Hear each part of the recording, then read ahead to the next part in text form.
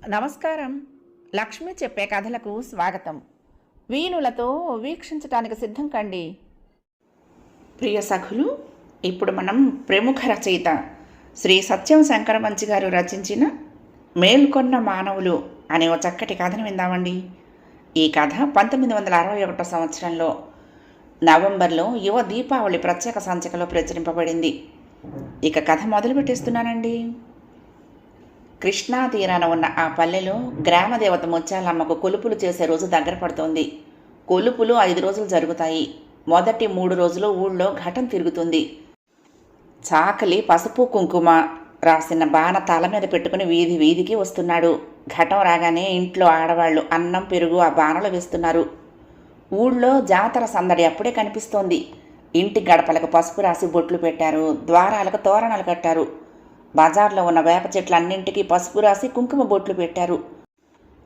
ఒక్కొక్క వేప చెట్టు ఒక్కొక్క గ్రామ దేవతకు నిలయమని వారి నమ్మకం. ముత్యాలమ్మ గుళ్ళకి సున్నం కొట్టారు. తోరణాలు కట్టి అలంకారాలు చేశారు. గుళ్ళ ముందు పందిళ్ళు వేశారు. బొమ్మను చేసి అమ్మవారిని నిలిపారు. అమ్మవారికి కొత్త చీర కట్టారు. అమ్మవారి కుడి చేతిలో చిన్న కత్తి మెరుస్తోంది. ఆ కత్తికి నిమ్మకాయ గుచ్చారు. పంబల వాళ్ళు, కొమ్ముల వాళ్ళు, బయనీడు వాళ్ళు అంతా తరలి వచ్చారు. ఏటవతలి మాతంగికి కబురు పెట్టి పిలిపించారు. మాతంగి జీవితాంతం కన్యగానే ఉండిపోతుంది. కొలుపుల్లో మాతంగి లేకపోతే ఏ పని జరగదు. వీరంగం వాయిస్తూ పంబలవాడు శివమెక్కిస్తే మాతంగికి ఒళ్ళు పెరిగి చిందు తొక్కుతుంది. ఆ ఆట చూడటానికి జనం విరుచుకు పడతారు. క్రితం సంవత్సరం వచ్చిన మాతంగి ముసలిది, చనిపోయింది. ఈ మాతంగి మాంచి వయసులో ఉంది. గజ్జెలు గల్లు గల్లు మనిపించుకుంటూ బజార్లో నడుస్తూ ఉంటే గుంపు వెంట పడుతోంది. ఉదయాన్నే కృష్ణ నుంచి జలబిందెల ఊరేగింపుతో ముత్యాలమ్మ గుళ్ళ దగ్గరికి తీసుకువెళ్ళటానికి వాద్యగాళ్ళు, మాతంగి, ఊరేగింపు జనం అంతా మల్లయ్య రేవులోకి వచ్చారు. వస్తూ వస్తూ కేశవులింటికి కబురు చేశారు. కేశవులు ఆ ఊరికి పెద్ద కాపు. కొలుపులు పెద్ద కాపు అజమాయిషి కింద జరగటం మొదటి నుండి వస్తున్న ఆచారం. కేశవులు కూడా అందరితోటి స్నానాలు చేశాడు. నీళ్లు కారుతున్న తడి బట్టలతో ఒడ్డుకొచ్చి జనమంతా నుదుటికి పసుపు కుంకుమ రాసుకున్నారు. కేశవులు వద్దంటున్నా పంబలవాడు అతని ముఖం నిండా కుంకుమ మెత్తాడు. మాతంగి ముఖం నిండా పసుపు రాసుకుంది. రూపాయి కాసంత కుంకుమ బొట్టు పెట్టుకుంది. స్నానాలు చేసిన వాళ్ళందరికీ గుగ్గిలం పొగవేశారు. కేశవులు బిందె నిండా నీళ్లు నింపి జై ముత్తాలమ్మ తల్లి అంటూ పెద్ద గొల్లని ఎత్తికెత్తాడు. డప్పులు ఫెళఫెళా మోగాయి. హహహహహ అంటూ మాతంగి ఒళ్ళు విరుచుకుంది. బైనీడువాడు జమిలికి ఆవేశంగా వాయిస్తున్నాడు. మాతంగికి శివమెక్కిస్తూ కొమ్ములవాడు కొమ్ము పూరించి ఊదాడు. పంబలవాడు పంబజోడు ఊపులో వాయిస్తూ ఖాళే జోగా అని అరిచాడు. ఆ అరుపులో ఉన్న శక్తి ఏమిటో అందరికి చెళ్ళును చేర్చినట్లయింది. ఆవేశం పెళ్ళుబుకింది. మాతంగి చెంగున గుంపు మధ్యకు దూకి ఆట ప్రారంభించింది. అది చూసి మిగతా జనం అందరూ తందనాలు తొక్కుతున్నారు. గణాచారి శరీరం మీద వీరతాళ్లు చడీలను మోగుతున్నాయి. వేప మండలు గాలిలో ఎగురుతున్నాయి. ఒక వెర్రి ఆవేశంలో ఒళ్ళు తెలియకుండా ఆడే ఆటలో చిన్న కుంభకోణం చెంబుతో నీళ్లు భుజాన పెట్టుకుని చాలని గోచి కట్టుకుని గంతులేసే ఆ 10 ఏళ్ల గొల్లపిల్లాడు కూడా అడుగు తప్పటం లేదు. తాళం బెసకటం లేదు. డప్పు దెబ్బకు దెబ్బగా అడుగు ఆడుతోంది. నీళ్లోడుతున్న బట్టలతో భుజాల మీద బిందెలతో ఊరేగింపు బయలుదేరింది. ఊరేగింపు గాలిగోపురం దాకా సాగనంపి కేశవులు వెనక్కొచ్చేశాడు. ఇంటికొచ్చి ఒంటినున్న తడిబట్ట నీళ్లు పిండుతూ పెద్దాడొచ్చే ఏళగాలే అని అడిగాడు కేశవులు. రావద్దు, కారు దొరికిందో లేదో అంటూ భార్య రాజమ్మ పొడి ధోవతి కేశవుల చేతికి అందించింది. రాముడు కేశవులు పెద్ద కొడుకు పట్నం కాలేజీలో చదువుతున్నాడు. రెండో కొడుకు ఆ ఊళ్ళోనే హై స్కూల్లో చేరాడు. కాలేజీకి 4 రోజులు సెలవులు ఇచ్చినట్టు తను బయలుదేరి వస్తున్నట్లు రాముడు నిన్న ఉత్తరం రాశాడు. కేశవులు రాముడిని చూసి చాలా కాలమైంది. కొడుకు జ్ఞాపకం వచ్చినప్పుడల్లా కేశవులకి మనసు గుబులుగుబులుగా ఉండేది. అక్కడ వాడికి ఎవరు, అయ్యా అమ్మా ఎట్లా ఉన్నాడో పిచ్చి సన్నాసి అని లోపల అనుకునేవాడు కేశవులు. సరిగ్గా అవే మాటలు బయటకు అనేసేది రాజమ్మ. కొడుకు రాక కోసం వాకిట్లో అరుగు మీద కూర్చొని ఎదురు చూస్తున్నాడు కేశవులు. వీధి మలుపున ఎవరో సూటు బూటు వేసుకుని సామాను కూలీ చేత పట్టించుకుని వస్తూ ఉంటే తహసీల్దార్ గామోసు అనుకున్నాడు కేశవులు. కానీ ఆ వచ్చేది తహసీల్దార్ కాదు, రాముడు. రాముడే. ఏమే పెద్దాడొస్తున్నాడే అని ఇంట్లోకి కేకేశాడు. రాజమ్మ పరిగెత్తుకుంటూ బయటకొచ్చింది. ఏమయ్యా ఇంత ఆలస్యమైందేం అంటూ చెంబుతో కాళ్ళు కడుక్కోవటానికి నీళ్లు తెచ్చింది. కారు దొరకలేదమ్మా అంటూ రాముడు కాళ్ళు కడుక్కుని రాజమ్మ అందించిన తుండుగుడ్డతో తడి తుడుచుకున్నాడు. అయ్యో, ఇంత చిక్కిపోయినావేన్రా అంది రాజమ్మ కొడుకు ముఖంలోకి పరిశీలనగా చూస్తూ. రాముడు సమాధానంగా నవ్వాడు. కేశవులు కొంచెం సన్నపడ్డ కొడుకు వంక చూస్తున్నాడు. రాముడిలో కొంత నాజుకుతనం కనిపించింది. కొడుకు వేసుకున్న పూల పంట్లాము బూట్లు కేశవులకు కుతూహలం కలిగిస్తున్నాయి. రాముడు తనతో తీసుకొచ్చిన ఇంగ్లీష్ పేపర్ని అటు ఇటు తిప్పి చూశాడు. చదువు బాగా సాగుతుందయ్యా కేశవులు అడిగాడు. సమాధానంగా రాముడు తాలూపాడు. నీళ్లు సరిపడ్డాయా అయ్యా అంది వంటింట్లో నుంచి రాజమ్మ. ఆ పలకరింపులో ఆప్యాయత ఆందోళన స్పందిస్తున్నాయి. రాముడు నవ్వుతూ, నీళ్ళెందుకు సరిపడవమ్మా, అన్ని నీళ్లు ఒకటేగా అన్నాడు. నీ మొహం లేరా, నీకేం తెలుసు, ఆ కళ్ళు చూడు ఎట్లా లోతుకుపోయాయో అంది రాజమ్మ. తీరిగ్గా తర్వాత మాట్లాడొచ్చు కానీ ఏం నీళ్లు దోడవే అన్నాడు కేశవులు. అట్లాగే తుండుగుడ్డలు మర్జింట్లో ఉన్నాయి, కట్టుకో, దొడ్లోకి బాధ నీళ్లు తెస్తానా అంది రాజమ్మ. రాముడు దొడ్లో స్నానం చేస్తూ ఉంటే కేశవులు దొడ్డిగుమ్మం దగ్గర నుంచుని, పెద్దోడా ఊళ్ళో కొలుపులు జరుగుతున్నాయి, సాయంత్రం అట్ట వెళ్తావా అన్నాడు. వెళ్తాలే చెప్పాడు రాముడు. పట్నం నుంచి నువ్వు ఒక్కడవేనా, కరణంగారు అబ్బాయి కూడా వచ్చిండా అడిగాడు కేశవులు. సీతాపతి నేను కలిసే వచ్చావు నాన్న, వాడికి కూడా సెలవే అన్నాడు రాముడు. అట్టాగైతే ఇద్దరూ కలిసి మొత్తాలమ్మ గోళ్ళ దగ్గరికి పోండి అన్నాడు కేశవులు. అట్లాగేలే అన్నాడు రాముడు.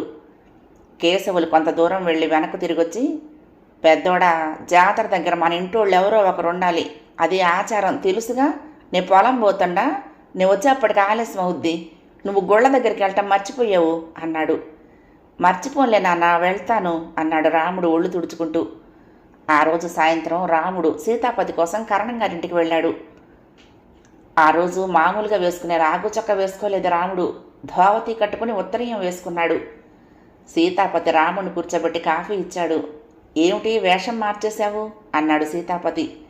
ఊళ్ళో కొలుపులు జరుగుతున్నాయి, మాది పెద్ద కాపు కుటుంబం కదా, అంతా మా ఆధిపత్యం కింద జరగాలట, మా నాన్న ఆ భారం నా మీద పెట్టాడు అన్నాడు రాముడు.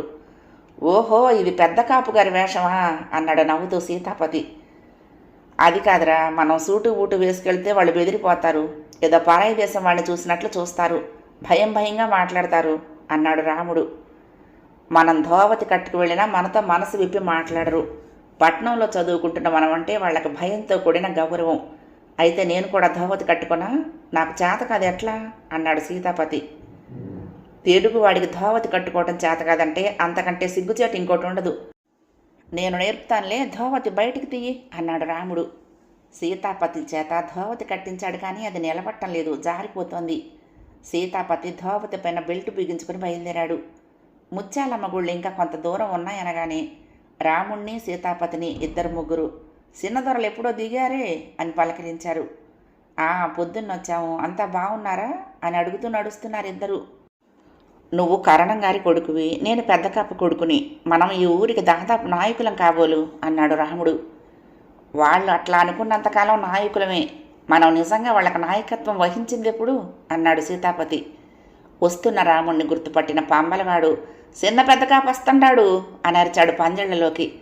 చిన్న పెద్ద కాపు ఏమిట్రా నవ్వుతూ అన్నాడు రాముడు. అంటే పెద్ద కాపు కొడుకు, చిన్నవాడు కాబట్టి చిన్న పెద్ద కాపు అన్నమాట అన్నాడు సీతాపతి. అయితే మా నాన్న పెద్ద కాపా? మీ నాన్న ఉన్నప్పుడు చిన్న పెద్ద ప్రసక్తే లేదు కదోయ్ అన్నాడు సీతాపతి. వీళ్ళిద్దరిని చూసి పంబలవాడు, కానిండి మొదలెట్టండి అని అందరినీ తొందర పెడుతున్నాడు. రాముడు సీతాపతి గుళ్ళన్నీ తిరిగొచ్చారు. అమ్మవారి విగ్రహంలో రౌద్రం ప్రస్ఫుటమవుతోంది, కళ్ళు ఉరుముతున్నాయి. చేతిలో తెళ్ళ మెరిసే బాకు, ఆ బాకుకు గుచ్చిన నిమ్మపండు. రాముడు కళ్ళు మూసుకుని నమస్కారం చేస్తూ, దేవి ఎంత భయంకరంగా ఉందేమిటి, నిత్యమంగళంగా చిరునవ్వు వెదజల్లే అమ్మవారేనా ఈమె? చెడును చెండాడేటప్పుడు ఆమె ధరించిన ఆకారం అయి ఉంటుంది. మరైతే ఆమె ప్రసన్న రూపానికి బదులు చెడుకు చిహ్నమైన ఈ రౌద్రాకారాన్ని పూజించటం ఎందుకు? కాళీ విగ్రహాన్ని పూజించటంలా అలాగే ఇది కూడా. దేవి అంటే భయపడి భక్తులైన వారు కొందరు, దేవి అంటే భక్తితో భక్తులయ్యేవారు మరికొందరు. ఈ రెండు మార్గాలు చేర్చే చోటు ఒకటే కావచ్చునేమో కానీ ఒక మార్గంలో ప్రయాణించే వారికి రెండో మార్గం నచ్చదు. కళ్ళు తెరిచి చూశాడు రాముడు. మొదట్లో ఉన్నంత భయంకరంగా లేదు అమ్మవారు. అమరేశ్వరుడి గుళ్ళో చాముండేశ్వరి అమ్మవారి చెల్లెల్లా ఉంది. నేను పొందిన భయం దేవి విగ్రహంలోది కాదు, నా గుండెలోది. అంతా చూడటంలో ఉంది అనుకున్నాడు రాముడు. పంబలవాడు రాముడికి సీతాపతికి పెద్ద పెద్ద కుంకుమ బొట్లు పెట్టాడు. ఇద్దరూ చెరుపుకోకుండా ఉంచుకుందాం అనుకున్నారు. పందిళ్లలో జనం క్రమక్రమంగా పోగవుతున్నారు. పిల్లలు సంబరాలుగా పందిళ్ల నిండా పరిగెడుతున్నారు. కొంతమంది వాళ్ళను అదిలిస్తున్నారు. అదిలించిన కొద్దీ వాళ్ళు మరింత గోల చేస్తున్నారు. ఒక పక్కన తాటాకుల మంట వేసి డప్పులు వేడి చేస్తున్నారు. కాగిన డప్పుల చర్మం బిరుసెక్కి దెబ్బ వేస్తే ఖణేల్మని మోగుతోంది. వీరాస్వామి మునుసుబు ఊళ్ళో కొందరు పెద్ద రైతులు పందిట్లోకి వచ్చారు. రాముణ్ణి సీతాపతిని పలకరించారు. మీ అయ్య రాలేదా రామయ్య? మునుసుబు అడిగాడు. లేదండి, కొంచెం పని ఉందిట, నన్ను పంపించాడు అన్నాడు రాముడు. కోడికప్పుడో తరిఫీదిస్తున్నాడయ్యో అన్నాడు వీరాస్వామి. కళ్ళు కంపు గప్పుమంది. సీతాపతి ముఖం ఇంకోవైపుకు తిప్పుకున్నాడు. పందిరికి అవతలగా డప్పులు వాయించడం ఆరంభించారు. 10 డప్పులు ఒకే బెగిని మోగిస్తూ ఉంటే పందిళ్ళన్నీ మోగిపోతున్నాయి. ఆ మోతలో ఒకళ్ళ కేకలు ఒకళ్ళకి అందక పెద్దగా అరుచుకుంటున్నారు. ఆ అరుపులు కళ్ళు వాసనలు గాలిలో తేలుతున్నాయి. ఎరా సీతాపతి, నీకేమన్నా భయంగా ఉందా అన్నాడు రాముడు. భయం లేదు కానీ ఈ వాసనే కొంచెం దుర్భరంగా ఉందిరా అన్నాడు సీతాపతి. వెళ్దామంటే వెళ్ళిపోదాం అన్నాడు రాముడు. లేదు లేదు, ఉందాం. ఇది వరకు కొలుపులు ఎప్పుడూ శాంతంగా చూడలేదు. ఏదో పగలొచ్చి చూసిపోవటం తప్ప. ఈసారి రాత్రులు కూడా ఏం చేస్తారో చూడాలని ఉంది అన్నాడు సీతాపతి. చీకటి పడింది. పందిట్లో ఆ చివర ఈ చివర కాగడాలు వెలిగించారు. మధ్యలో ఒక గుడ్డె లాంతరు వెలుగుతోంది. ముత్యాలమ్మకు ఎదురుగా పందిట్లో పంబలవాడు పెద్ద ముగ్గేస్తున్నాడు. రంగురంగులుగా ఆ ముగ్గు వేస్తూ ఏదో చదువుతున్నాడు. మధ్య మధ్య గొణుక్కుంటున్నాడు. మాతంగి గల్లు గల్లున గజ్జలు మోగించుకుంటూ పందిట్లోకి వచ్చింది. మాతంగి కాళ్ల గజ్జల మోత విని చెదురుమదురుగా ఉన్న జనమంతా పందిట్లోకి వచ్చారు. మాతంగి వరుసగా అందరికీ దండాలు పెట్టింది. మునుసుబు రాముణ్ణి మాతంగికి చూపిస్తూ పెద్ద కాపు కొడుకు అన్నాడు. ఓ యబ్బ పట్నం దొరా అని రాముడి మీదకు వంగి చంపలు 2 చేతులా తాకి తన కణతల మీద మెటుకలు విరుచుకుంది. మాతంగి మెళ్ళ వేసుకున్న గవ్వల పేర్లు రాముడు గుండె మీద కొట్టుకుంటే ఉలిక్కి పడ్డాడు రాముడు. కళ్ళు కంపు గుప్పుమంది. చుట్టూ ఉన్న జనం కన్నె మాతంగిని విరగబడి చూస్తున్నారు. అందరి కళ్ళు దానిమీదే. కాగడ వెలుతురులో వీరాస్వామి మాతంగిని చూసి కన్ను గీరటం రాముడు చూశాడు. రాముడేమిటి అంతా చూశారు. అయ్య దొరో, మీసాలు ఊడలాగేను అంటూ మాతంగి వీరాస్వామి మీసాలు సుతారంగా తాకి పంబలవాడి వైపుకు వెళ్ళింది. జనమంతా పెద్దగా నవ్వారు. వీరాస్వామి సిగ్గుపడలేదు. అందరినీ చూస్తూ ఠీవిగా మీసం మేలేసుకున్నాడు. పంబలవాడు ముగ్గు వేయటం పూర్తయింది. ముగ్గు చుట్టూ ఏవో గీతలు గీశాడు. ఆ గీతల మీద నిమ్మకాయలు కోశాడు. ఆ రంగురంగుల ముగ్గులో కొట్టొచ్చినట్టుగా కనిపించేది ఎర్రటి ఎరుపు. ముగ్గు నిండా పసుపు కుంకుమ చల్లాడు. తప్పెట్ల వాళ్ళని మిగతా వాద్యగాళ్ళని పిలిచాడు. వాద్యగాళ్ళు కొమ్ములు తిత్తులు జమిలికలు సరిచేసుకున్నారు. అందరినీ ఒక్కసారి వాయించమన్నాడు. హోరుమని పందిరి గింగురెత్తెలా మోగాయి వాద్యాలు. ఆపండి అన్నాడు. ఒక్కసారి ఆగిపోయాయి. పెద్దగా ఏవో మంత్రాల్లాంటివి అరుస్తూ చదివాడు. ఆవేశంతో ఊగిపోతున్నాడు. పెద్ద కాపు ద్వారా సెలవా అని అరిచాడు. రాముడి పక్కనే కూర్చున్న మునుసుబు సెలవనయ్యా రామయ్య అన్నాడు. ఆ సెలవు అన్నాడు రాముడు అని సీతాపతి ముఖం వంక చూసి నవ్వాడు. పంబలవాడు వరుసగా అందరి దగ్గర సెలవు అడిగి తీసుకున్నాడు. పోతురాజు బండ దగ్గరికి వెళ్ళి నుంచున్నాడు. ఈ దేవతలంతా 8 మంది అప్పచెల్లెళ్ళు. మహాలక్ష్మమ్మ, పెద్దింటమ్మ, అంకమ్మ, ముత్యాలమ్మ, పోలేరమ్మ, జీలకర్రమ్మ, మెంతులమ్మ, మెడవిరుపులమ్మ అని. ఈ 8 మంది అప్పచెల్లెళ్లకు ఒకే ఒక ముద్దు తమ్ముడు పోతురాజు. ఈ దేవతల గుళ్ల ముందు తప్పనిసరిగా పోతురాజు బండ ఉంటుంది. నైవేద్యాలన్నీ ఈ బండ దగ్గరే చెల్లించాలి. ఒక్కసారిగా తప్పట్లు తాళాలు ఫెళఫెళ మోగాయి. పంబలవాడు గిలగిలా కొట్టుకుంటున్న కోడిని ఒకదాన్ని పోతురాజు బండ మీద సర్రును కోశాడు. మొండెవు నుంచి చిమ్ముతున్న నెత్తురు ముగ్గు మీద చల్లాడు. కోడి తల ముగ్గు మధ్యగా పెట్టాడు. ఇది చూసి రాముడు సీతాపతి ముఖముఖం చూసుకున్నారు. వాళ్ల ముఖాలు పేలవంగా ఉన్నాయి. పంబలవాడు పంబజోడు తగిలించుకుని ఏదో పాడుతున్నాడు. మధ్య మధ్య వచనంలా చెప్తున్నాడు. మాతంగి కూడా మధ్య మధ్య ఏదో చెప్తోంది. ఆ చెప్తున్నది కొంత తెలుగు, కొంత ఏ భాష అర్థం కావటం లేదు. కాసేపు చెప్పి తప్పెట్లు వాయించమంటున్నాడు. మళ్ళీ ఆపమని చెప్పడం సాగిస్తున్నాడు. రాముడు పక్కనున్న వీరాస్వామితో ఇది ఇంకా ఎంతసేపు ఉంటుంది మావా అడిగాడు. ఇది ఇప్పుడప్పుడే ఎక్కడ ఉద్దిరా, నడిజాము దాటుద్ది, మీరు బువ్వ తినరాలా అన్నాడు వీరాస్వామి. లేదు అన్నాడు రాముడు. అయితే తినిరారా ఎదవన్నా, మేమంతా సందకడే తినొచ్చాం, మళ్ళీ అమ్మడే రండి, ఊరు చుట్టూ తిరగాల, మీలో ఒకళ్ళు ఉండాల, నువ్వు రాకపోతే మీ అయ్యని పంపు అన్నాడు వీరాస్వామి. రాముడు సీతాపతి పందిరి దాటి బయటకు వచ్చేశారు. నాకు ఒళ్ళు గగురు పొడిచింది ఇందాక వాడు కోడిని కోస్తున్నప్పుడు అన్నాడు సీతాపతి. నాకు అట్లాగే అయ్యింది, కానీ ఏం చేస్తాం, వాళ్ళ ఆచారాలు వాళ్ళవి అన్నాడు రాముడు. ఏం ఆచారాలురా, గొంతులు కొయ్యటం ఆచారమా, అత్యాచారం కానీ అన్నాడు సీతాపతి. ఇంతకీ మళ్ళీ వద్దామంటావా లేదా అన్నాడు రాముడు. నీ ఇష్టం అన్నాడు సీతాపతి. మనకు మళ్ళీ మళ్ళీ ఇట్లాంటివి చూసే వీలు దొరకదు, మళ్ళీ వద్దాం అన్నాడు రాముడు. సరే కానీ నువ్వు కూడా మా ఇంట్లో భోజనం చేయకూడదు అన్నాడు సీతాపతి. ఏమిటి కూర అన్నాడు రాముడు. నీకు తెలియదా, వేటని కోసం అన్నాడు సీతాపతి. మా ఇంట్లో మీ ఇంట్లో అట్లాంటి కూరలు చేస్తారని ఈ నడి బజారులో ఎలుగెత్తి అరిచినా ఎవ్వరూ నమ్మర్లేరా అన్నాడు రాముడు నవ్వుతూ. రాముడు సీతాపతి భోజనాలు చేసి తిరిగి గుళ్ళ దగ్గరకు వచ్చేసరికి 10 దాటుతోంది. పాంబలవాడు కథ ఇంకా చెప్తూనే ఉన్నాడు. అతను కథ పూర్తి చేసి అందరికీ బొట్లు పెట్టాడు. కథ పూర్తి కాగానే జనం చాలా భాగం వెళ్ళిపోయారు. ఒక 100 మంది మాత్రం పందిట్లో మిగిలారు. కాగడాలకు కొత్త ఒత్తులు తగిలించారు. తాటాకు మంట వేసి మళ్ళీ తప్పట్లు వెచ్చ చేస్తున్నారు. పాంబలవాడు ఇందాకటి ముగ్గు మీద మళ్ళీ కొత్త ముగ్గులు వేశాడు. ఆ ఎర్ర అన్నం రాశిపైన దీపారాధన చేశారు. నల్లటి దున్నపోతును తాళ్లతో బిగించి కట్టి తీసుకొచ్చారు. దాన్ని చంపుతారా అన్నాడు సీతాపతి రాముడి చెవిలో. రాముడు మాట్లాడలేదు. దున్నపోతు పక్కనే బొంగ మీసాలతో తళతళ మెరిసే కొంగాల కత్తితో నిల్చున్న ఆ మనిషే సమాధానం. సీతాపతి రాముడి గుండెలు వేగంగా కొట్టుకున్నాయి. దున్నపోతుకి పసుపు కుంకుమ రాశారు. కొమ్ములకు నూనె ఒత్తులు చుట్టారు. దున్నపోతు బెదిరిపోకుండా కాళ్ళు నడుము తాళ్లతో కట్టి 5-6 బిగించి పట్టుకున్నారు. కత్తి పట్టుకున్న మనిషి కళ్ళు నిప్పు కణికల్లా ఉన్నాయి. దున్నపోతు బుస పెడుతున్నట్లు ఉచ్ఛ్వాస నిశ్వాసాలు విడుస్తోంది. తన అంతిమ క్షణాలు సమీపించాయని తెలుసో తెలియదో ఎవరికోసమో కలియ వెతుకుతున్నట్లు తల తిప్పి అటు ఇటు చూస్తోంది. కానీ బిగించి పట్టుకున్న పగ్గం తాళ్ళు తలను తిప్పనివ్వటం లేదు. ఎదురుగా ఉన్న ఎర్రటి కుంభం పైన వెలుగుతున్న దీపం వైపు చూస్తోంది. ఆ దీపానికి పైగా మసక వెలుతురులో కనిపించే అమ్మవారి వైపు మోర ఎత్తుతోంది.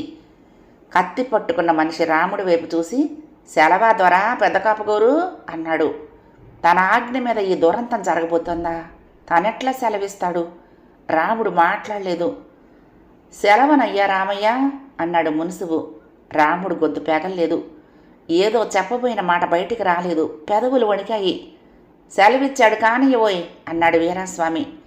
కొంగాల కత్తి ఎత్తి పట్టి వరుసగా అందరి దగ్గర సెలవు తీసుకున్నాడు. ఎన్ని ఏట్లు అన్నాడు. 2 అన్నాడు మున్సుబు.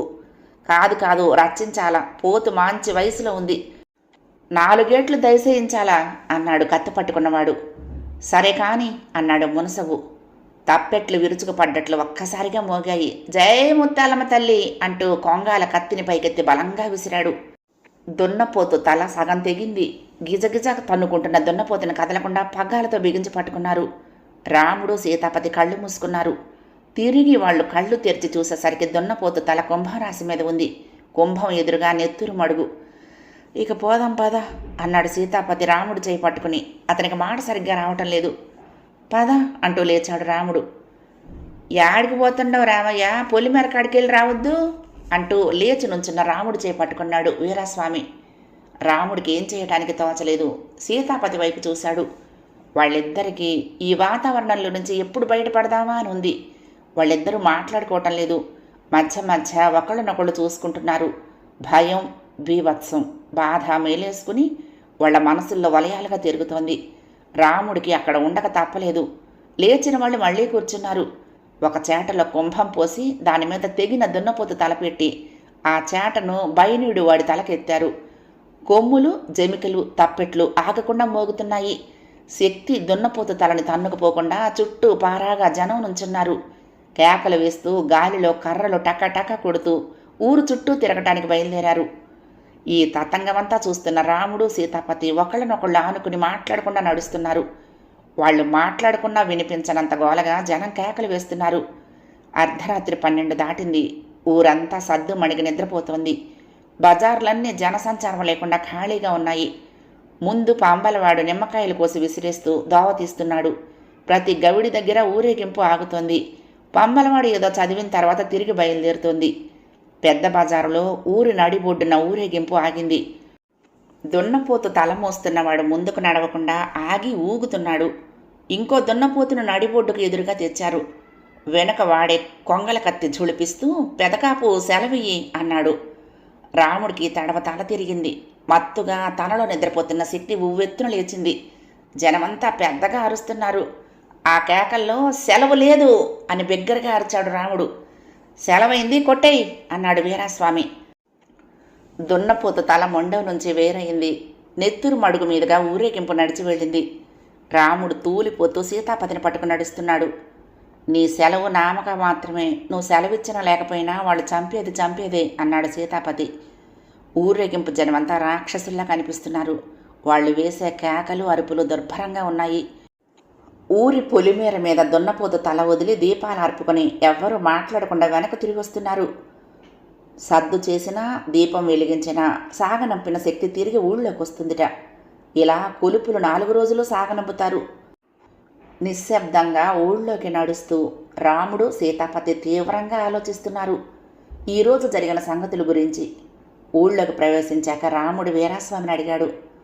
ఇంకా ఎన్ని రోజులు ఇట్లా జరుగుతుంది మామా? ఇయ్యాలే ఉందరా, రేపు కదా బోనాలు. రేపు 50 దొన్నలు, 100 ఏటలన్నా తెగాల చెప్పాడు. రాముడి గుండె గతుక్కుమంది. వెళ్ళొస్తాం మామా అని చెప్పి జనాన్ని తప్పించుకుని దోవ తీశాడు. రాముడు సీతాపతి ఎవరిళ్లకు వాళ్ళు పోలేదు. అమరేశ్వర దేవాలయ ప్రాకారంలోకి వచ్చారు. అక్కడి కళ్యాణ మంటపంలో కూర్చున్నారు. చూశావురా మన బతుకులు ఎట్లా ఉన్నాయో అన్నాడు రాముడు. ఆ కళ్ళారా చూశాను అన్నాడు కిందకు చూస్తూ సీతాపతి. అడవుల్లో ఉండే రోజులకి ఈనాటికి మనలో తేడా ఏముంది? అప్పుడు ఆకులు కట్టుకునేవాళ్ళం, ఇప్పుడు తెల్లటి ఇస్త్రీ చొక్కాలు వేసుకోవటంలా? అలాగే ఉంది. వేషం మారింది, మనసు మాత్రం ఎప్పటి గండ్రగొడ్డలే. ఏరా మనిద్దరం ఈ బల ఆపించగలమా? లాభం లేదు, ఊరంతా ఎదురు తిరుగుతుంది. నాకు ఆలోచన తడుతోంది. పట్నం వెళ్ళి జీవకారుణ్య సంఘం వాళ్ళకి ఈ సంగతి తెలియచేస్తే వాళ్ళు ఏమన్నా పోలీసులు ఆపించడానికి? పోలీసుల చేతనేమవుతుందిరా? అయితే వాళ్ళ వల్లే కావాలి. వెనక 2-3 చోట్లకి వాళ్ళు వెళ్ళి జంతుబలి ఆపు చేయటం నేను విన్నాను అన్నాడు రాముడు. వాళ్ళకి అర్ధరాత్రి కబురు ఎట్లా అందుతుంది? చూద్దాం పద. ఇద్దరూ మంటపంలో నుంచి లేచారు. బజార్లో సరుకులు వేసుకుని పట్నం బయలుదేరబోతున్న లారీ కనిపించింది. సీతాపతి, నువ్వు లారీలో వెళ్ళు, నేను వెళ్తే మా నాన్న అనుమానిస్తాడు. నువ్వు తిరిగి పొద్దున్న ఫస్ట్ బస్సులో వచ్చేయాలి. నువ్వు వచ్చేదాకా నా మనసు బాగుండదు అన్నాడు రాముడు. లారీలో ఎక్కి కూర్చున్న సీతాపతితో ఆఖరి మాటగా అన్నాడు రాముడు. కొన్ని వందల అమాయక ప్రాణాలను రక్షించడం ఇప్పుడు నీ మూలంగా జరగబోతోంది. ఎట్లా నిర్వహించుకొస్తావో అంటూ. లారీ రొద చేసుకుంటూ వెళ్ళిపోయింది. రాముడి మనసు కాస్త తేలికపడింది. ఆరాటంగా కొట్టుకుంటోంది. నెమ్మదిగా అడుగులేసుకుంటూ ఇంటికొచ్చి పడుకున్నాడు. నిద్ర పట్టలేదు. కళ్ల ముందు తెగిన దున్నపోతు తలలు, నెత్తూరు వరదలు. ఉదయం 10 గంటలవుతోంది. పట్నం వెళ్లిన సీతాపతి తిరుగు రాలేదు. రాముడి మనసులో లేదు. పందేళ్ల చుట్టూ తిరుగుతున్నాడు.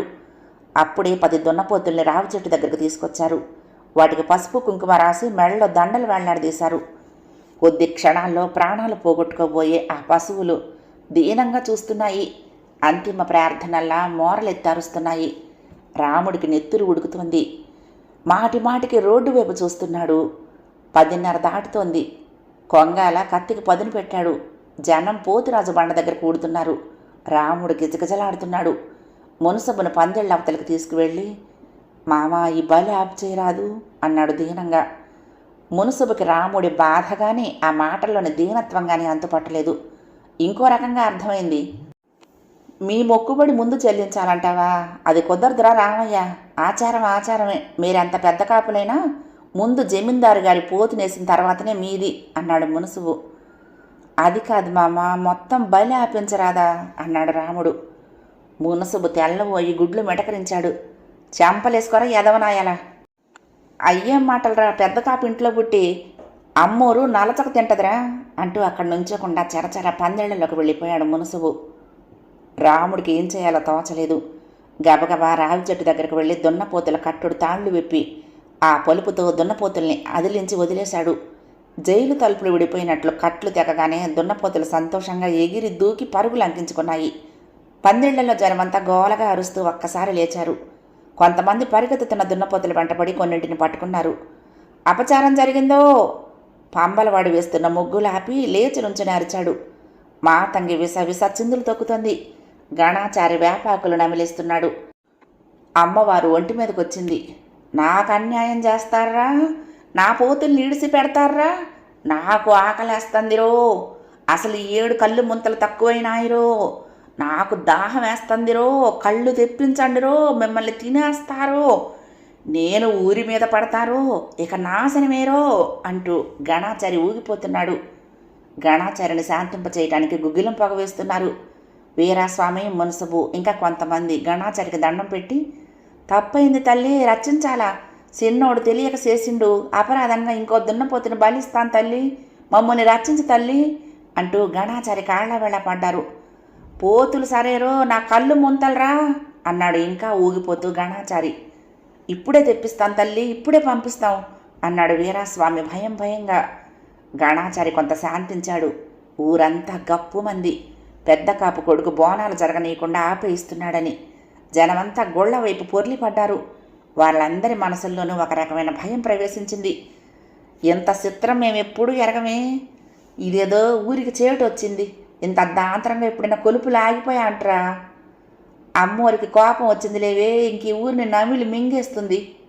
అసలు విఘ్నం రానేకూడదే, వస్తే ఈ ఊరోళ్ళు అంతా మసే. ఇట్లా రకరకాలుగా మాట్లాడుకుంటూ ఆడ మగ పిల్లలతో సహా గుళ్ళ దగ్గరికి చేరారు. పారిపోయిన దున్నపోతుల్ని పట్టుకొచ్చారు. దున్నపోతులు ఆయాసంగా రొప్పుతున్నాయి. రాముడికి వాటిని చూస్తే గుండె తరుక్కుపోతోంది. పోతురాజు బండని బలికి సిద్ధం చేస్తున్నారు. ఏమైనా సరే బలివ్వటానికి వీల్లేదు అంటూ ముందుకు దూకాడు రాముడు. ఏందిరా నీ పిల్ల సేటలు, ఇందాక నువ్వు చేసిన పనికే అమ్మూరు మండిపోతుంటే ఇప్పుడు ఇదే పోవతలకి రాముడిని చేత్తో నెట్టేశాడు మునుసుబు. అంతా అబద్ధం, నోరు లేని జంతువుల్ని చంపితే అమ్మవారు సంతోషిస్తుందా అన్నాడు రాముడు. ఓ సోసి ఆఖరా, నిన్న పుట్టినోడి మాకు పెద్ద చెప్పొచ్చావు, తప్పుకో అన్నాడు వీరాస్వామి. ఏమైనా సరే బలి జరగటానికి వీల్లేదు, మొండిగా అక్కడే నుంచున్నాడు రాముడు. వీల్లేదేం, అడ్డం వచ్చిన వాళ్ళని కూడా తేగేస్తాను రండిరా అంటూ పై పంచ తులిపి నడుపుకు చుట్టాడు వీరాస్వామి. తేగేస్తావేం, మనుషులు కూడా బలిస్తావా అంటూ ముందుకు దూకాడు రాముడు. నువ్వొక లెక్క ఎందిరా పిల్ల సన్నాసి, ఏటలు తేగాల్సిందే, అడ్డం వచ్చినాడు తలకా ఎగిరిపోతా చెప్తున్నా అంటూ వీరాస్వామి ఊగిపోతున్నాడు. అతడి కళ్ళు నిప్పు కణికల్లా మండుతున్నాయి. ఆణ్ణి లాగి పారేసే దున్నపోతుని తేగేయండిరా అంటూ గుంపులో నుంచి ఎవరో అరిచారు. లాగేయండి, ఆణ్ణి లాగేయండి అంటూ జనం పెద్దగా కేకలేస్తూ తూసుకొస్తున్నారు. నా ప్రాణాలు పోయినా సరే నేను ఇక్కడి నుంచి పోను, బలివ్వటానికి వీల్లేదు అని పోతురాజు బండ మీద నుంచున్నాడు రాముడు. గొళ్ళ దగ్గర గొడవ జరుగుతోందని తెలిసిన కేశవులు ఉరుకులు పెట్టుకుంటూ జనాన్ని తోసుకుని పందిళ్లలోకి వచ్చాడు. ఒరే రాముడు, నువ్వింటికి పోరా అన్నాడు వగరుస్తూ. పెద్దగా పొచ్చిండు, ఇక పర్వాలేదు జనం గుసగుసలుగా అనుకున్నారు. నిన్నేరా రాముడు, ఇంటికి పో, ఇదంట్రా నువ్వు చేసే నిర్వాహకం, ముందు పోరా ఇంటికి గదివాడు కేశవులు. నేను పోతాను కానీ బలి జరగటానికి వీల్లేదు నాన్న అన్నాడు రాముడు తలంచుకుని. ఏడుసావు, మనం పెద్ద కాపులం, దగ్గరుండి జాతర చేయించరా అంటే ఇంత అల్లరి పెడతావుట్రా, ఇదేనంట్రా నీ చదువు అన్నాడు కేశవులు. బలి ఇవ్వటం అన్యాయం నాన్న. ఏందిరా అన్యాయం? నువ్వింతమంది పెద్దోళ్ళకి చెప్పేంత మొగుడివే ఏందిరా? మీరెంత పెద్దవాళ్ళైనా ఇది అన్యాయం, నీచం, రాక్షసం, దొంగనాయాల చెల్లున లెంపకాయ కొట్టాడు కేశవులు కొడుకుని. రాముడు పోతురాజు బండ మీద నుంచి కింద పడ్డాడు. జనం హాహాకారాలు చేశారు. కేశవులు గుండె కలుక్కుమంది. ఏంది కొడుకు నిట్టగూడుతిని అనుకున్నాడు. అమ్మోరి కొలుపులకు అడ్డం వచ్చినోడు కొడుకా కొరివా అనుకున్నాడు. దెబ్బకు తూలిపడ్డ రాముడు లేచి నుంచున్నాడు. అతనిలో ఇప్పుడు ఒక రకమైన మనస్థైర్యం కుదురుకుంది. అతనికి తండ్రితో పోట్లాడుతున్నాననే సంకోచం కలగలేదు. మీరు నన్ను కొట్టినా సరే, ఏం చేసినా సరే ఇవాళ ఇక్కడ బలి జరగనివ్వను అన్నాడు. గణాచారి లేచి మళ్ళీ పెడబొబ్బలు పెడుతూ ఊగుతున్నాడు. అపసారం అపసారం అంటూ జనమంతా గోలగా లేచారు. అందరూ భయంతో వణికిపోతున్నారు. ఊరికే ముప్పొచ్చిందిరో బాబు అంటూ గుండెల మీద చేతులు పెట్టుకున్నారు గుమ్మిగూడిన జనం. ఏం పెద్ద కాపోయి, ఇదేనా పెద్దరికం? కొడుకు కాడే ఆటలు సూత్తూ ఊరుకున్నాడు, ఇంకోడైతే తోలొల్చయం అనుకుంటున్నారు జనం. కేశవులకి ఆ మాటలు ములుకుల్లా తాకుతున్నాయి. తన తరతరాల ప్రతిష్ట ఈ రోజుతో బూడిదైపోతున్నట్లు అనిపించింది. తన వంశానికి మచ్చ కలిగించే పని, తన ఊళ్ళో ఇక తాలెత్తుకు తిరగలేని పని జరుగుతున్నట్లు అనిపించింది. కేశవుల కోపంతో గణాచారిని మించి ఊగిపోయాడు. ఒరేయ్, అన్ని కాళ్ళు చేతులు గట్టి అవతల పారేయండ్రా అని పెద్దగా అరిచాడు. అనటమే తడవుగా నలుగురు రాముణ్ణి విరిచి పట్టుకుని అవతలకు మోసుకు వెళ్లారు. పందిళ్లలో జనం కేకలుగా అరుస్తున్నారు. ఇక తిండ్రా పోతుల్ని అన్నాడు కేశవులు. అతని కళ్ళల్లో ఒక దీక్ష మండుతోంది. పంబలవాడు కొంగాల కత్తి పైకెత్తి ఆడిస్తూ గలగలా నవ్వాడు. మాతంగి నవ్వుతూ మువ్వల మోతగా చిందులు తొక్కింది. తప్పెట్లు పందిళ్ళు ఎగిరిపోయేటట్టు మోగాయి. పూరించి వదిన కొమ్ముల ధ్వని తాటి చెట్టు చిఠారు కొమ్మనంటింది.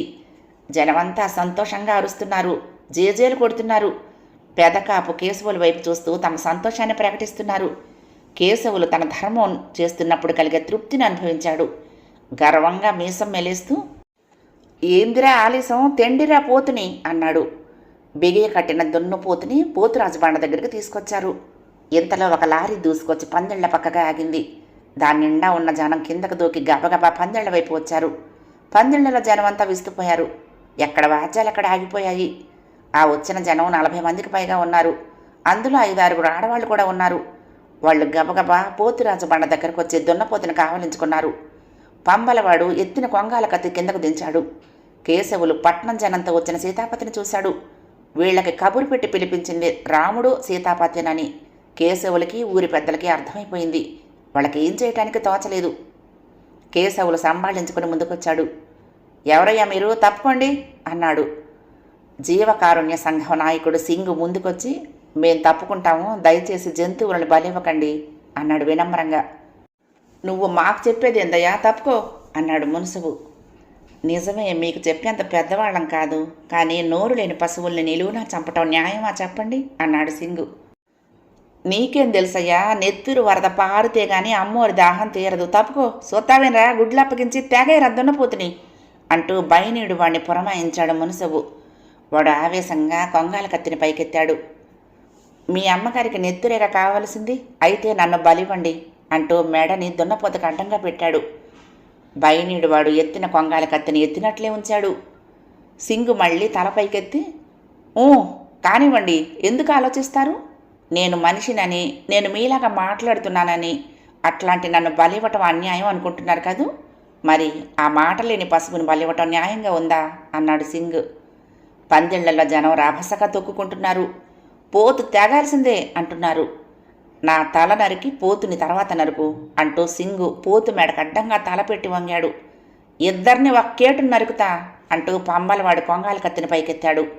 పిల్లలంతా కెవ్వున అరిచారు. ఆడవాళ్లు గొల్లున ఆడవటం మొదలుపెట్టారు. జనంలో నుంచి కొందరు తోసుకొచ్చి పంబలవాడిని అవతలకు నెట్టేశారు. కొంగాల కత్తి దూరంగా వెళ్ళి పడింది. అది చూసి గణాచారికి శివమెక్కింది. ఒరే, నేను ముత్తాలమ్మన్రా, నాకు అన్యాయం చేస్తారా అని ఎగురుతున్నాడు. గణాచారికి అమ్మవారి ఒంటి మీదకి రాగానే జనం సద్దుమణిగింది. అందరినీ భయం చుట్టుకుంది. రచించు తల్లి అంటూ చేతులెత్తి దండాలు పెడుతున్నారు. నాకు పోతుల్నివ్వరా, నాకు ఏటల్నివ్వరా, మిమ్మల్ని అందరినీ మింగేస్తారో, ఊరు నాశనం చేస్తారో, నాకు ఆకలేస్తుందిరో అంటూ ఊగిపోతున్నాడు గణాచారి. శాంతించు తల్లి, శాంతించమ్మా అని పంబలవాడు పక్కనే సానునయ వాక్యాలు పలుకుతున్నాడు.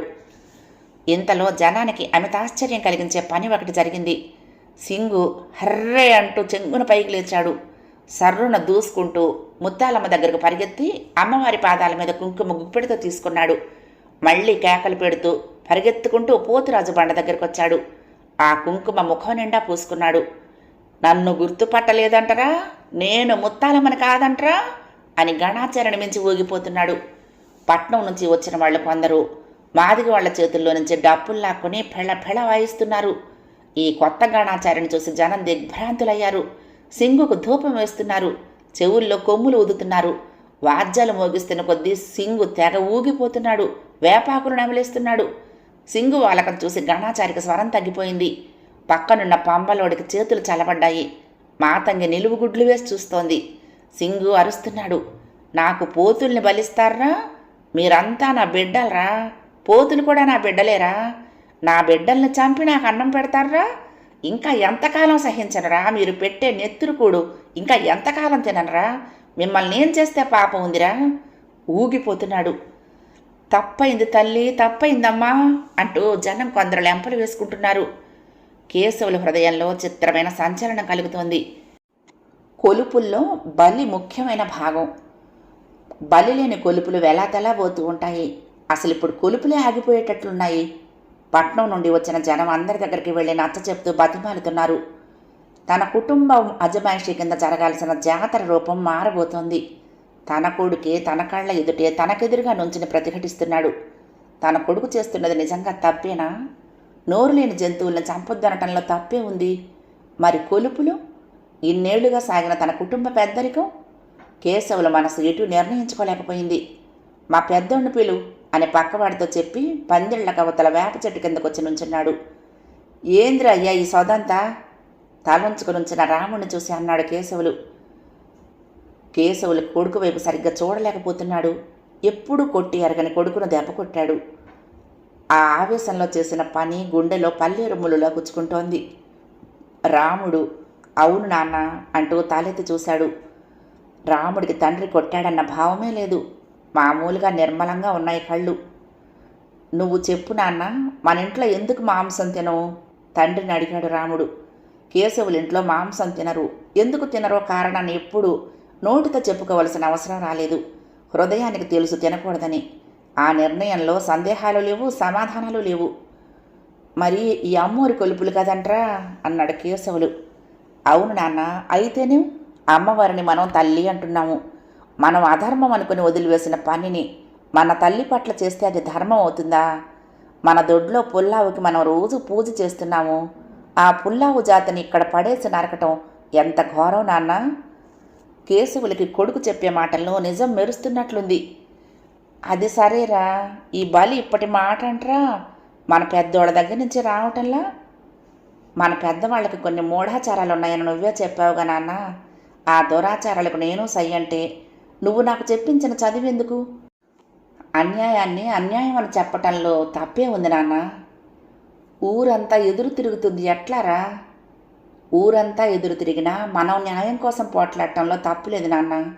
ఎన్ని కష్టాలు వచ్చినా ధర్మంగా బతకాలని, ఆ ధర్మం కోసం బతకటంలో ప్రాణాలు పోయినా పర్వాలేదని నువ్వే చెప్పేవాడివి కదా నాన్న.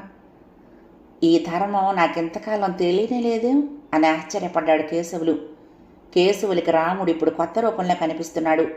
తన లోపల బూజు పట్టి మాసిన తెరలు పెటపెట తెగుతున్నాయి. తన నెత్తురు ప్రత్యక్షంగా ఎదుట నుంచుని కొత్త సత్యాలు చెప్తోంది. బలి అన్యాయమే అని నిశ్చయించుకున్నాడు కేశవులు. రాముడి వైపు చూశాడు. తన కొడుకు, తన చేతులతో పెంచి పెద్ద చేసిన కొడుకు, నిన్న మొన్నటి దాకా మాటలు సరిగ్గా రాని కొడుకు ఎంత పెద్దవాడయ్యాడు, ఎంత మంచివాడయ్యాడు. కేశవుల దేహం ఆనందంగా పొంగింది. పద అన్నాడు కేశవులు రాముడి భుజం మీద చరిచి. పందిళ్లలో జనం కోలాహలంగా ఉన్నారు. పట్నం నుంచి వచ్చిన వాళ్ళందరికీ నచ్చ చెప్తున్నారు. పట్నం నుండి వచ్చిన ఆడవాళ్లు పందిళ్లలోని ఆడవాళ్ళ దగ్గరికి వెళ్ళి, పశువులు మన ఇంట్లో పాపలని, వాటికి మనం నీళ్లు తాగించి గెడ్డి వేసి మన బిడ్డల్లా పెంచుకుంటున్నామని, అట్లాంటి వాటిని నరకటం అమ్మవారు సహించలేదని బోధిస్తున్నారు. వాళ్ళు చెప్తూ ఉంటే అక్కడి ఆడవాళ్ల గుండెలు ద్రవించిపోయాయి. బలివ్వటం అన్యాయమే అనుకున్నారంతా. మగవాళ్లలో సగానికి పైగా పట్నం నుండి వచ్చిన వాళ్ళ మాటలు నచ్చాయి. కొంతమంది ఎదురు తిరిగారు. వాళ్ళు మొండిగా వీళ్ళు చెప్పేవి వినిపించుకోలేదు. వాళ్ళ అహం దెబ్బతింది. వీళ్ళు పట్నపోళ్ళొచ్చి మన జాతర ఆపేస్తారా అన్నది వాళ్ళ గుండెల్లో కసిగా కదులుతోంది. బలి ఇయ్యాలంటే ఇయ్యాల్సిందే అన్నారు. కొంతమంది జనం ఇయ్యటానికి ఇయ్యలేదంటే ఇయ్యలేదు అని విరుచుకుపడ్డారు. ఎవడ్రా చెప్పేదానికి నువ్వు అంటే, నువ్వెవడ్రా చెప్పటానికి అంటూ ఒకళ్ళనొకళ్ళు తోసుకుంటున్నారు. కేకలు తిట్లతో పందిళ్ళు ఊగిపోతున్నాయి. కేశవులు వీరాస్వామిని, మున్సుబుని, ఇంకా కొందరు పెద్దలని పక్కకు పిలిచి, ఏం చేద్దామయ్యా అన్నాడు. ఏందయ్యా చేసేది? బలి జరగాల్సిందే. ఏ ఊరోళ్ళ మన ఊరికి వచ్చి జాతర ఆపుతుంటే సూత్తు కూకోటానికి మనం ఏమైనా గాజులు దొడిగించుకున్నామంటయ్యా అన్నాడు మున్సుబు. వాళ్ళు జాతర ఆపటం లేదు మున్సుబు, బలి మాత్రం ఇవ్వద్దంటున్నారు అన్నాడు కేశవులు. అంటానికి ఆళ్ళెవరయ్యా? మనకు చెప్పేది అళ్ళే మొనగాళ్ళా అన్నాడు మున్సుబు. పోనీ నేనంటున్నాను మున్సుబు, బలి ఆపి మిగతా కొలుపులు సాగిద్దాం అన్నాడు కేశవులు. మున్సుబు నిర్ఘాంతపోయాడు. ఏంది కేశవులు, ఈ కాళ్ళ పొడలో నువ్వు కలిసిపోయినావంటే అన్నాడు అనుమానంగా కేశవుల వైపు చూస్తూ. వీరస్వామి ఇందాక కేశవులు రాముడు మాట్లాడుకున్న మాటలు విన్నాడు. అతనికి రాముడు చెప్పిన మాటల్లో సబబు కనిపించింది. అతడి మనసు కేశవుల పక్షం తిరుగుతోంది. అది కాదు మునుసుబు, ఒక్కటి ఆలోచించు. మన పెద్దోళ్ళు ఎప్పటి నుంచో బలులు ఇస్తున్నారు, మనము అట్లాగే చేస్తున్నాము. కానీ మనకి గొడ్లను నరుకుతున్నప్పుడు లోపలేదో బాధగా ఉంటుందంటావా లేదా? నువ్వే చెప్పు. ఇలా ఈ పోరగాళ్ళు మన మనసులో తిరిగే మాట బయటికి అన్నారు, దానికంత కోపం ఎందుకు మునుసుబు అన్నాడు కేశవులు. నాకేందయ్యా కోపం? రేపు అమ్మోరికి కోపం వచ్చి ఊరి మీద పడి ఇరసక తింటుంటే ఏం చేస్తావయ్యా అప్పుడు? పెద్ద కాపువి, ఇదేనంటయ్యా నువ్వు చెప్పాల్సిన మాటలు? కొడుకుతో కలిసిపోయి ఊరికి ముప్పు చేస్తావా అంటూ కోపంతో ఊగిపోయాడు మున్సిబు. కేశవులు మాట్లాడలేదు. వీరాస్వామి అందుకున్నాడు. ఇదిగో మున్సిబు, కేశవులు చెప్పిందే బాగుంది. అమ్మోరికి మనం తక్కువ చేస్తామంటే వేటలకి బదులు బస్తాలు బస్తాలు కొబ్బరికాయలు కొడదాం, గుమ్మడికాయలు పగలేద్దాం. నెత్తురు కూడు మాత్రం అమ్మోరికి మాత్రం ఇష్టం అంటావా మున్సిబు? అంతే అంతే, కొబ్బరికాయలు కొడదాం, గుమ్మడికాయలు పగలేద్దాం అన్నారు పక్కనే ఉన్న కొంతమంది. సరే, మీ ఇష్టం వచ్చినట్టు చేసుకోండి, నేను పోతున్నా అన్నాడు మున్సిబు. కేశవులు జనాన్ని తోసుకుంటూ పోతురాజు బండ దగ్గరకు వచ్చి నుంచుని అన్నాడు. ఇవాళ నుంచి కొలుపుల్లో బలియటానికి లేదు. మన అమ్మరికి కొబ్బరికాయలు కొడదాము, పళ్ళు నైవేద్యం పెడదాం. మీ అందరికీ ఇష్టమేనా? ఇష్టమే మూకుమ్మడిగా అరిచారు. కొందరు గుసగుసగా కొడుక్కుంటున్న మాటలు ఆ మోతలో అణిగిపోయాయి. సింగు, పట్నం నుంచి వచ్చిన వాళ్ళు కేశవులను చూసి నమస్కారాలు చేశారు. కేశవులకి గగురుపాటు కలిగింది. జనమంతా గుంపుగా వెళ్ళి రావి చెట్టుకు కట్టేసి ఉన్న దున్నపోతుల్ని, వేటల్ని తాళ్లు విప్పి వదిలేశారు. అవి ప్రాణాలు దక్కిన సంబరంలో చెంగును దూకుతూ తోకలెగరేసుకుంటూ పరిగెత్తుతూ ఉంటే చూస్తున్న జనానికి ఆనందం ఆగింది కాదు. జై ముత్తాలమ్మ తల్లి అని అరిచాడు కేశవులు. ఆ కేక ప్రతిధ్వనులుగా అందరి నోళ్లలోనూ మారుమోగి పందిళ్ళు నిండిపోయింది. కొబ్బరికాయలు బస్తాలు బస్తాలు పగలగొట్టారు. బళ్ళకి బళ్ళు గుమ్మడికాయలు దొర్లాయి. పువ్వులు పళ్లతో పందిళ్ళు నిండాయి. పమ్మలవాడు, గాణాచారి వాళ్ళ ముఠ మేము జాతర నడిపించమని సమ్మె చేశారు. మీరు నడిపించకపోతే నేను నడిపిస్తా అంటూ ముందుకొచ్చాడు సింగు. వేదోక్తంగా బ్రాహ్మణులా మంత్రాలు చదివాడు. చూసిన వాళ్ళు పొంగిపోయారు. కేశవులు దగ్గరుండి అంతా నడిపిస్తున్నాడు. కొలుపులు చూస్తూ ఉంటే జనానికి కొత్త పండుగ చేసుకుంటున్నట్లుంది. మార్పు అంటే మొదట్లో చాలా భయపడ్డారు, కానీ మార్పును అనుభవిస్తున్నప్పుడు వాళ్ళు ఒక కొత్త అనుభూతిని పొందుతున్నారు. ఒక నూతనోత్సాహం వాళ్ళ నరాల్లో నర్తిస్తోంది. జనం తండోపతండాలుగా కొలుపులు చూస్తున్నారు. పంబలవాడు, అతని ముఠ మేము అమ్మవారిని సాగనంపం అన్నారు. మీరు కాకపోతే నేను సాగనంపుతా అంటూ సింగు ముందుకొచ్చాడు. జనానికి సింగు మీద గురి ఏర్పడింది. సింగు జరగాల్సిన కార్యక్రమం చూస్తున్నాడు. ఇంతలో పిడుగు లాంటి వార్త పందిళ్లల్లోకి వచ్చి పడింది. కేశవుల భార్య రాజమ్మ ఉన్నట్లుండి విరుచు పడిపోయిందని, మాట రావటం లేదని. పంబలవాడు లేచి నుంచుని, తల్లికి బలి ఆపితే మొత్తాల మూరుకుంటుందా, ఊరంతా నేలమట్టం చేస్తుంది అని అరిచాడు. జనం గగ్గోలుగా లేచారు. తిరిగి వాళ్ళని భయం చుట్టుముట్టింది. కేశవులు, రాముడు మరికొందరు ఇంటివైపు పరిగెత్తారు. పందిళ్లలో జనం బలి ఇయ్యాల్సిందే, ఇవాళ రాజమ్మకైంది, రేపు మనకవుద్ది అంటూ లేచారు. తిరిగి జనం బలి ఇవ్వటం వైపు మొగ్గుతున్నారు. పంబలవాడు మీసం సంతోషంగా మేలేస్తున్నాడు. సింగు బృందానికి ఏం చేయాలో తోచటం లేదు. ఇంతలో కేశవులు, రాముడు పూజా పళ్లంతో రాజమ్మ పందిళ్లలోకి వచ్చారు. జనం సద్దుమణిగి ఆత్రంగా చూస్తున్నారు. ఇంతకు సంగతి ఏమిటంటే రాజమ్మకు కొంచెం పైత్యం చేసి ఒళ్ళు తూలిందిట. అది కొండంతలుగా పాకిపోయింది. కలతపడ్డ జనం మనసులు మళ్ళీ తేరుకున్నాయి. సింగు తన గడ్డంలో నుంచి విజయసూచకంగా నవ్వాడు. పంబలవాడు ముఖం ముడుచుకున్నాడు. కొంతసేపు ఆగి, మిట్ట మీద ఫలానా వారి ఇంట్లో దండం మీద ఉన్న గొడ్డలు ఉన్నట్టే తగలడ్డాయని వార్త పొక్కింది. ఇంకాసేపటికి గొల్లపాలెంలో ఫలానా వారి ఇంటి కప్పు మీద గప్పున మంటలేచిందని వార్తలొచ్చాయి. మళ్ళీ పందిళ్లలో కొంత సంచలనం కలిగింది. అంతలో మిట్ట మీద వాళ్ళు, గొల్లపాలెం వాళ్ళు పందిళ్లలోకి వచ్చి మా ఇళ్లల్లో గుడ్డలు భద్రంగానే ఉన్నాయని, మా ఇళ్ల కప్పులు క్షేమంగానే ఉన్నాయని చెప్పటంతో ఇక జనం ఇలాంటి వార్తలకు బలికి లంక పెట్టుకుని కలతపడే స్థితి దాటిపోయారు.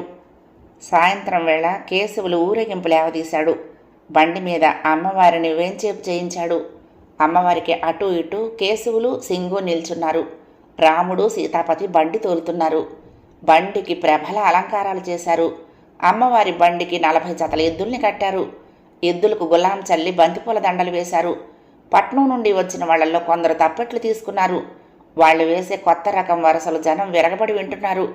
కొందరు భజన చేస్తూ ముందుకు సాగారు. జై ముత్యాలమ్మ తల్లి అని అరుస్తూ ఊరేగింపు బయలుదేరింది. జనంతో పెద్ద బజారు పొర్లిపోయింది. ఊరికి శివరాత్రి తిరణాల కళ వచ్చింది. ప్రతి గవిడి దగ్గర అమ్మవారి ప్రభ ఆగుతోంది. సింగు కేశవుల వైపు తిరిగి పెద్ద కాపు సెలవా అని అడుగుతున్నాడు. అందరి సెలవులు తీసుకుని గవిడి మీద నిమ్మకాయలు కోయిస్తున్నాడు. గుమ్మడికాయలు పగలయిస్తున్నాడు. ఊరేగింపు పొలిమేర దాకా పోయిన తర్వాత అక్కడ అమ్మవారిని సాగనంపి అంతా భజనలు చేసుకుంటూ వెనక్కి తిరిగొచ్చారు. ఆ రాత్రి కేశవులు పట్నం నుండి వచ్చిన వాళ్లకు తన ఇంట్లో భోజనాలు ఏర్పాటు చేశాడు. రాముడికి సీతాపతికి ఆ రోజున ఆకలి వేయటం లేదు. ఒకళ్ళనొకళ్ళు కౌగలించుకుని నవ్వుకుంటున్నారు. హాయిగా నవ్వుకొని ఆనందించిన జనం ఊళ్ళో కొద్ది మంది ఉన్నారు. అందులో చాలామందికి కళ్ళు కొండలు చెల్లుబాటు కాలేదన్నదే వారి బాధ.